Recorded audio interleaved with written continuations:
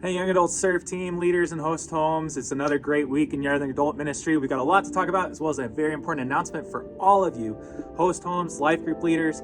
Everybody needs to hear this. So listen up and let's check it out. Okay, I just finished writing discussion questions for this week. Another reminder that on the app, in the leader guide section, where you normally find discussion questions, is a really general set of questions, but I've taken the time to write specific discussion questions for each message that we're doing this summer. And you can find those where you're finding this video, probably on the Young Adult Leader Tools section of the app, right underneath Life Group Leader Tools. So make sure you're checking that out. Quick note about this week.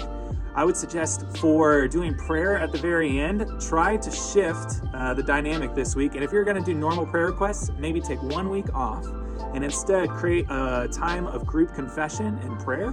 Because most of this time you're going to be talking about people that you've judged harshly that you shouldn't have, in ways that we've gone against this commandment in breaking the golden standard. So if you can, create at the end of life group, instead of praying about life group prayer requests, pray about these different places where we're confessing that we've judged others so harshly. Also create a time for people to confess or ask for healing for places where they've been judged too harshly. And then finally end in thanking God for how he deals with us, judging us based on the perfect record of Christ and not our record of sin and shame and failure, but on his perfect record instead.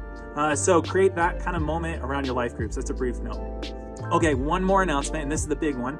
For everybody who is involved as a serve team member in young adult ministry, so that's if you're in worship teams, if you're on our event team, if you're a life group leader, or if you are a host home, we are all meeting together on August 23rd, which is a Wednesday night, from 6 to 8:30 p.m. here in the Mill. The Mill is the room downstairs in the basement of the church where student ministry used to meet. And it's where our YA nights are going to start meeting on the last Tuesday of every month going into the fall. So we need everybody here. This is instead of our staycation training that we had last year and we were planning this year. We are moving it because fall launch is now scheduled for that exact same day, so they've asked us to move it, and it actually feels like a better opportunity for us to introduce YA nights.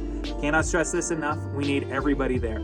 That night will be a mix of business and vision. Business in that the entire church is moving to a new database, which significantly changes our weekly rhythms as both staff and serve team for how we do every week in young adult ministry. So we all need to hear about that. And then second, we are introducing this new program on the last Tuesday of every month, YA nights.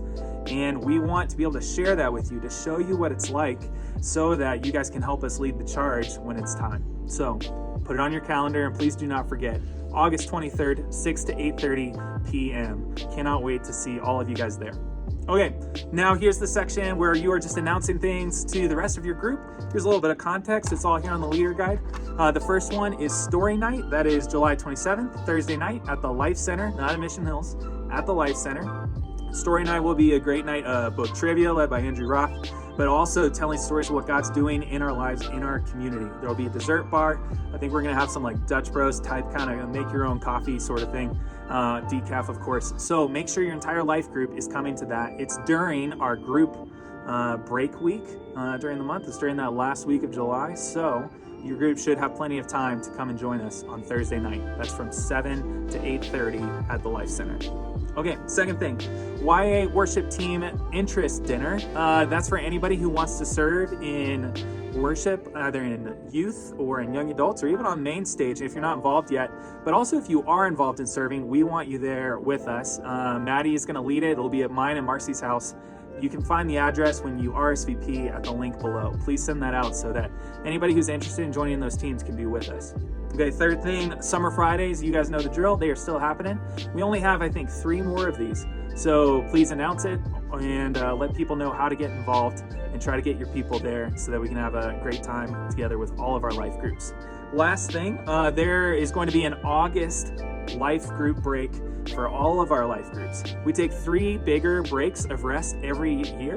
One in August, one in December, January around the Christmas season, and then one in May.